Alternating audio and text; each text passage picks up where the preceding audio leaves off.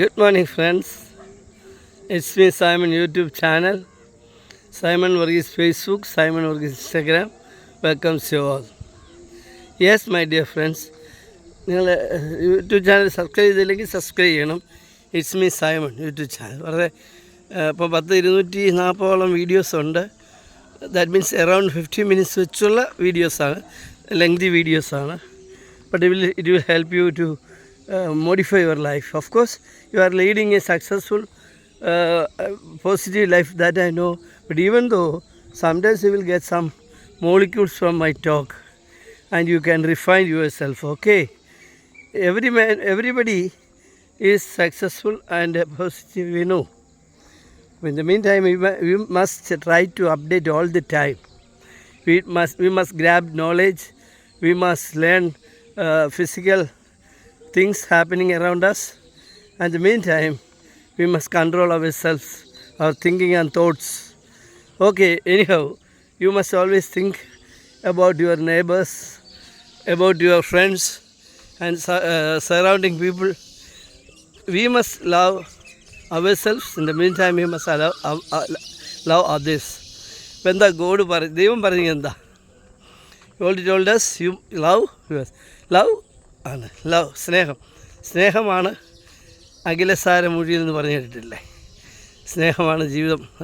ക്രിസ്തു പഠിപ്പിക്കുന്നത് തന്നെയാണ്. സ്നേഹമാണ് ആത്യന്തികമായി എല്ലാം നമുക്ക് നൽകുന്നത്.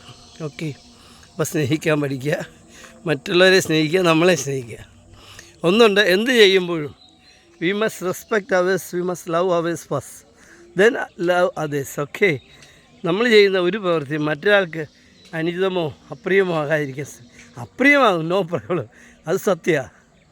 നിങ്ങളിപ്പോൾ സക്സസ്ഫുള്ളായി മുന്നോട്ട് പോകുമ്പം സ്വാഭാവികമായിട്ടും നമ്മുടെ സ്നേഹിതന്മാർക്ക് അത് അപ്രിയം ഉണ്ടാക്കാതെ അത് മൈൻഡ് ചെയ്യേണ്ടതില്ല. അതിനകത്ത് ഞാൻ പറയാറുള്ളത്, ആന ഇങ്ങനെ കുലുങ്ങിയൊക്കെ നടന്നു പോകല്ലേ. അപ്പോൾ എന്താ, നമ്മൾ അത് കാണുമ്പോൾ കുശുമുള്ളവരൊക്കെ പ്രശ്നം ഉണ്ടാക്കും അല്ലേ. പക്ഷെ ആന അതിൻ്റെ വഴിക്ക് പോകും എന്ന് പറയുന്നത് നമ്മൾ നമ്മുടെ വഴിക്ക് പോവുക. നമ്മൾ മറ്റുള്ളവർക്ക് അറിഞ്ഞുകൊണ്ട് ഉപദ്രവം ചെയ്യാതെ മുമ്പോട്ട് പോവുക. ഇപ്പോൾ നിങ്ങളൊരു കാർ ഓടിച്ച് പോകുമ്പം ഒരു കുഴി കണ്ടില്ല, അതിന് ചെള തെറിച്ചു, ഒരാളുടെ ദേഹത്ത് ചെള്ള വീണ, അത് വീഴാതിരിക്കാൻ നമ്മൾ ശ്രദ്ധിക്കേണ്ടതാണ്. പക്ഷെ സംഭവിച്ചു പോയി, അത് നമുക്ക് സോൾവ് ചെയ്യാവുന്നതേ ഉള്ളൂ, അതല്ല പ്രശ്നം. പക്ഷെ നമ്മൾ പർപ്പസ്ഫുള്ളി വേഗത എടുത്ത് വെള്ളം കിടക്കുന്നത് കണ്ടിട്ടും അവനെ ഹർട്ട് ചെയ്യണം, ഇൻസൾട്ട് ചെയ്യണം അവനെ എന്നും പറഞ്ഞ് ഓടിക്കുമ്പോഴാണ് അത് ഒരു കുറ്റകരമായ എന്ന് പറഞ്ഞാൽ ഏതൊരു കാര്യത്തിലും അങ്ങനെയുണ്ട്. ഓക്കെ, അപ്പോൾ നമുക്ക് എൻ്റെ സ്നേഹിതൻ പറഞ്ഞ പോലെ രാവിലത്തെ സംഭാഷണങ്ങളും ഉപദേശമൊക്കെ കഴിയുമ്പോൾ, പ്രഭാഷണം കഴിയുമ്പോൾ സാറ് നേരെ കൈരളി ചാനൽ എങ്ങനെ എനിക്ക് അറിഞ്ഞുകൂടാ. ഞാൻ കൈരളി ചാനൽ വല്ലപ്പോഴൊക്കെ കാണാറുള്ളൂ.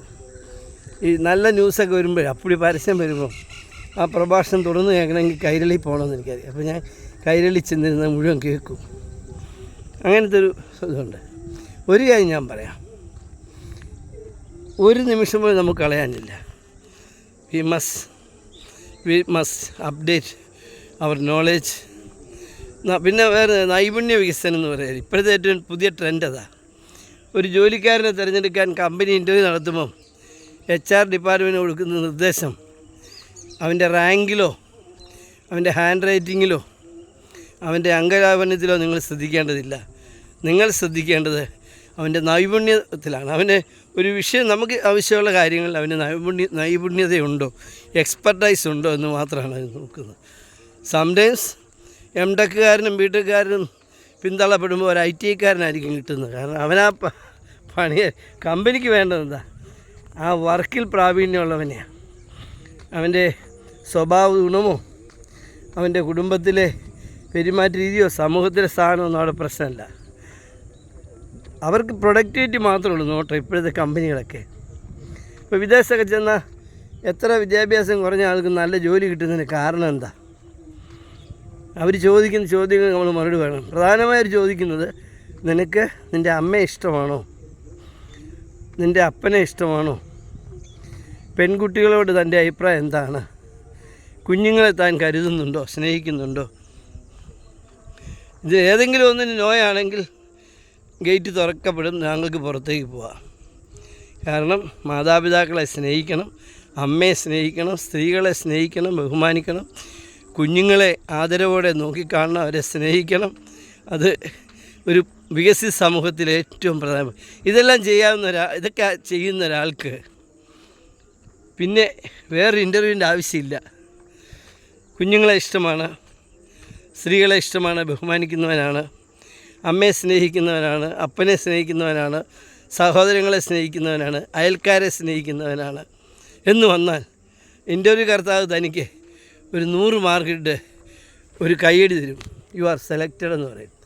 താൻ MTech എവിടെ പഠിച്ചത്, അല്ലെ BTech എവിടെ പഠിച്ചത്, IT എവിടെ പഠിച്ചത്, താൻ SSLC-കാരനാണോ, ഇതൊന്നും അവിടെ ഒരു വിഷയമല്ല. ഇപ്പോഴത്തെ മോഡേൺ തിങ്കിങ് അനുസരിച്ച് ആരോഗ്യമുള്ള പ്രാപ്തനായ ഒരുവനെ, ഇപ്പോൾ അമേരിക്കയ്ക്കൊക്കെ പോകണമെങ്കിൽ മുഴുവൻ ഹെൽത്ത് ചെക്കപ്പും കഴിഞ്ഞ് ഒരു തലമുറയ്ക്ക് പോലും അസുഖം വരില്ല എന്ന് ബോധ്യപ്പെടുത്തി അവർ കയറ്റുന്നു. അപ്പോൾ ആ പ്രശ്നം അവിടെ ഇല്ല. ബാക്കിയുള്ളത് അവൻ്റെ views and thoughts and thinking. Sometimes എല്ലാം ഒന്നും തന്നെ, ഈ തോട്ട്സും തിങ്കിങ്ങൊക്കെ അവൻ്റെ ചിന്തകൾ, അവൻ്റെ മനോഭാവം ഒക്കെ അവർ പരിശോധിച്ചിട്ടായിട്ട്. നൈപുണ്യമാണ് പ്രശ്നം. നിങ്ങളൊരു കാര്യം ചെയ്യുമ്പം അത് ഭംഗിയായിട്ട് ചെയ്യാൻ പഠിക്കുക. നിങ്ങളൊരു കാര്യം ചെയ്യാൻ ഒരു ഇൻ്റർവ്യൂവിന് പോകുമ്പം അത് എത്ര മേൽത്തരം ചെയ്യാൻ കഴിയുമെന്ന് പരിശീലിക്കുക. ഇപ്പോൾ നിങ്ങൾ എല്ലാ ജോലിയും പരിശോധിച്ചിട്ടാണ് നിൽക്കുന്നത്. പക്ഷേ ഒരു ഇൻ്റർവ്യൂ എന്ന കമ്പനി ഒരു മാനുഫാക്ചറിങ് കമ്പനിയാണെങ്കിൽ, അല്ലെങ്കിൽ ഒരു ഫുഡ് റിലേറ്റഡ് കമ്പനിയാണെങ്കിൽ അവിടെ എങ്ങനെ ബിഹേവ് ചെയ്യണം, എങ്ങനെയായിരിക്കണം നമ്മുടെ പെരുമാറ്റം എന്നുള്ള തരത്തിൽ കാര്യങ്ങൾ ചിന്തിച്ച് പഠിച്ച് മിടുക്കാൻ അത്തരം ക്വസ്റ്റ്യനേ വരത്തുള്ളൂ. അല്ലാതെ അവിടെ ചെന്നിട്ട് നിങ്ങളോട് ഇവിടുത്തെ റിപ്പബ്ലിക് ഡേയുടെ തീയതിയോ അല്ല കേരളം എന്നാണ് രൂപപ്പെട്ടതെന്നൊന്നും ആരും ചോദിക്കത്തില്ല. അവിടെ അവർ ചോദിക്കാൻ പോകുന്നത് ഇതൊക്കെയാണ്, നിങ്ങളുടെ മനോഭാവങ്ങൾ. പ്രത്യേകിച്ച് സ്ത്രീകളോടും കുട്ടികളോടും സ്നേഹവും ബഹുമാനവും ഇല്ലെങ്കിൽ ഒരു യൂറോപ്യൻ കാര്യത്തിലും ഒരു അമേരിക്കയിൽ നിങ്ങൾക്കൊരു ജോലിയും കിട്ടത്തില്ല. ഞാനൊരു 10-15 ഇൻ്റർവ്യൂവിന് പങ്കെടുത്തു. ഇതിലെല്ലായിടത്തും ചോദിച്ച പ്രധാന ചോദ്യങ്ങൾ ഇതൊക്കെ തന്നെയായിരുന്നു. 2-3 സ്ഥലത്ത് സെലക്ഷനുമായി. കാര്യം നമുക്ക് നമ്മളെ തന്നെ സ്നേഹം വേണം, ബഹുമാനം വേണം.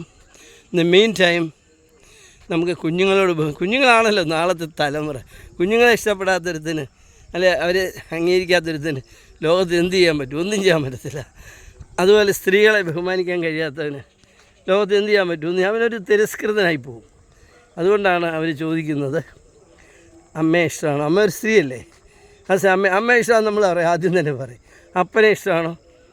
അത്ര ഇഷ്ടമില്ല, എന്നാലും ഇഷ്ടമാണ്. അപ്പോഴേ മാർക്ക് കുറഞ്ഞു തുടങ്ങി. പക്ഷേ ഏതെങ്കിലും ഒരു ഖണ്ഡത്തിൽ നമ്മൾ സമൂഹത്തിന് വിപരീതമായ തോട്ട് വെച്ച് പുലർത്തുകയാണെങ്കിൽ ആ സമയം റെഡിങ് വന്നു കഴിഞ്ഞു. പിന്നെ അവർ നന്നായിട്ട് ചിരിക്കും. ഇപ്പോൾ നമ്മളൊക്കെ കിട്ടിയതല്ല, okay will call you next time, ഇങ്ങനെ കൈ കാണിക്കും. You can go out with their belongings and certificates and all. അതൊന്നും നമ്മളെ സഹായിക്കത്തില്ല. അപ്പം നമ്മുടെ മാതാപിതാക്കൾ പ്രത്യേകം ശ്രദ്ധിക്കേണ്ടത് നമ്മുടെ കുഞ്ഞുങ്ങളെ നല്ല ഉപദേശം കൊടുത്തു, നല്ല ഉപദേശം എന്ന് പറഞ്ഞാൽ അമ്മയെ സ്നേഹിക്കണം, അമ്മ പറയേണ്ട ആവശ്യമില്ല. അമ്മയുടെ പെരുമാറ്റം കൊണ്ട് ആ സ്നേഹം നേടിയെടുക്കണം. അപ്പനും അങ്ങനെ തന്നെ. പക്ഷെ മറ്റുള്ളവരുടെ കേസ് വരുമ്പോൾ മറ്റുള്ള കുഞ്ഞുങ്ങളെയും കുട്ടികളെയൊക്കെ സ്നേഹിക്കാൻ പഠിപ്പിക്കണം. അയൽക്കത്തെ കുട്ടികൾ വരുമ്പം അവൻ നിറം കറുത്തതാണ്, അല്ലെ അവന് പണം കുറവാണെന്ന് അവന് ഓടിച്ചു വിടുകയല്ല വേണ്ടത്, അവന് അവസരം കൊടുക്കണം. അതായത് ജനിച്ചുപോയ മനുഷ്യർക്കെല്ലാം ദൈവസാന്നിധ്യത്തിൽ ഒറ്റ വിലയുള്ളൂ. അവൻ പ്രഭുകുമാരനാകട്ടെ, പ്രധാനമന്ത്രിയാകട്ടെ, മുഖ്യമന്ത്രിയാകട്ടെ, ഈ ചപ്പടി വിദ്യയൊക്കെ ഇവിടെ ഉള്ളൂ. ദൈവത്തിൻ്റെ മുമ്പിൽ ഞാൻ എപ്പോഴും ഇഷ്ടപ്പെടുന്ന കാര്യം ലാസർ അബ്രഹാത്തിൻ്റെ മടിത്തടി കിടന്നു. അവൻ ജീവിച്ചപ്പോൾ ബുദ്ധിമുട്ടി പട്ടിണി കിടന്നു, ദേഹത്ത് മുഴുവൻ അസുഖങ്ങളും വ്രണങ്ങളുമായിരുന്നു, ഒക്കെ ശരിയാണ്. പക്ഷെ ദൈവത്തിൻ്റെ മുമ്പിൽ അവൻ മേന്മ. അപ്പം നമ്മൾ നമ്മുടെ കുഞ്ഞുങ്ങളെ സ്നേഹിക്കാൻ പഠിപ്പിക്കണം. കുശുമ്പും കുഞ്ഞുങ്ങളോട് പറയരുത്, അത് അവർ കേൾക്കെ പറയുകയും ചെയ്യരുത്. നമ്മുടെ മനസ്സിലെ ദുഷ്ടം നമുക്ക് വന്നുപോയി, അത് പയ്യെ പ്രാർത്ഥനയോടെ നീക്കിക്കളയാന്നേ ഉള്ളൂ. കുഞ്ഞുങ്ങളോട് അത് പറയരുത്, പഠിപ്പിക്കുക. അങ്ങനെ വളർത്തിക്കൊണ്ട് വന്നേ അവർ ഈ നാടിൻ്റെ ഓമനകളായി മാറും. അതുപോലെ തന്നെ വേറൊരു കാര്യം ഇപ്പോൾ നമ്മൾ ശ്രദ്ധിക്കേണ്ടുന്നൊരു കാര്യം, അടുത്ത ദിവസം എൻ്റെ ഒരു ഫ്രണ്ട് US നിന്ന് വിളിച്ച് പറഞ്ഞൊരു കാര്യമാണ്. അത് ഒന്ന് പറയാതിരിക്കും. നമ്മുടെ കുഞ്ഞുങ്ങളെ ടേബിൾ മാനേഴ്സ് പഠിപ്പിക്കണം. നമ്മുടെ വീട്ടിൽ ആരാടാ കാണാൻ വരും, നമ്മളല്ലേ ഉള്ളൂ, നീ എങ്ങനെയും കഴിക്കടാ എന്നും പറഞ്ഞ് വെച്ച് കൊടുക്കരുത്. അവനെ സ്പൂണും ഫോർക്കും ഒക്കെ ഉപയോഗിക്കാൻ പഠിപ്പിക്കണം. ഒരു ടവൽ എടുത്ത് വെച്ച് ടവൽ മടിയിൽ വെച്ചിട്ട് ഭക്ഷണം കഴിക്കാൻ പഠിപ്പിക്കണം. അധികം ശബ്ദം ഉണ്ടാക്കാതെ സ്പൂണും ഫോർക്കും ഒക്കെ ഉപയോഗിക്കാൻ പഠിപ്പിക്കണം. കാരണം ഇനി ഇന്ത്യ അല്ലെ കേരളം അല്ലെ ഇന്ത്യ എന്ന് പറഞ്ഞൊരു ജീവിതം ഇല്ല. നമ്മളൊരു യൂണിവേഴ്സൽ മാനായി മാറി.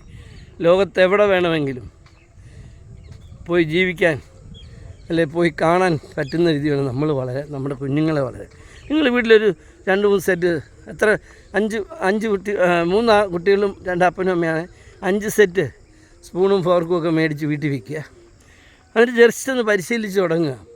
മക്കളെ, നമുക്കെല്ലാ സൺഡേ ഇനി മുതൽ ഇത് ഉപയോഗിച്ച് ഭക്ഷണം കഴിക്കാം. അവർക്ക് ക്യൂരിയോസിറ്റിയായി. അപ്പോൾ ടേബിളിൽ വരുമ്പം ഒച്ചപ്പാട് പാടില്ല. നിങ്ങൾ ടവലെടുത്ത് നിങ്ങളുടെ മടിയിൽ വെക്കണം. എന്നിട്ട് സ്പൂണും ഫോർക്കും ഒക്കെ ഉപയോഗിക്കണം, ഭക്ഷണം കഴിക്കണം എന്ന് വീട്ടിൽ തന്നെ തുടങ്ങിക്കേ. ഇന്ന് തന്നെ തുടങ്ങിക്കൂ. അത് ആദ്യം ഞായറാഴ്ചകളാകും, പിന്നെ നമുക്ക് ശനിയാഴ്ചയും കൂടെ ആയാലോ, അത് കഴിയുമ്പോൾ വെള്ളിയാഴ്ചയും കൂടെ ആയാലോ. അങ്ങനെ ക്രമേണ അവരതിൽ പരിശീലനം നേടി മിടുക്കരാകും. അത് വളരെ അത്യാവശ്യമാണ്. കാരണം ഇത് ഒരു കാര്യം പറയാൻ, വിദേശത്തൊക്കെ ഹോട്ടലിൽ ചെന്ന് കൈകൊണ്ട് ഭക്ഷണം കഴിച്ചാൽ അടുത്തിരിക്കുന്നവരോട് ഇറങ്ങിപ്പോവും. അവർക്ക് അറപ്പാണ്, വെറുപ്പാണ്. അതുകൊണ്ട് നമ്മൾ ഇതൊക്കെ ഉപയോഗിച്ച് പഠിക്കണം. നിങ്ങൾ വലിയ ആളായിരിക്കും, ഇന്ത്യൻ പ്രധാനമന്ത്രിയാണെങ്കിൽ ചിലപ്പോൾ അവർ സഹിക്കും. പക്ഷെ നിങ്ങളൊരു സാധാരണ ജോലിക്കാരനും ഫാമിലിയായിട്ട് ചെന്നിരിക്കുകയാണെങ്കിൽ അവർക്കത് ഇഷ്ടപ്പെടും. അവരൊന്നും മിണ്ടുകയല്ല, അവർ പുഞ്ചിരി തന്നിട്ട് എഴുന്നേറ്റങ്ങ് പോകും. കൗണ്ടറിൽ അവരുടെ ബില്ലും അടച്ച് അവരങ്ങ് പോകും.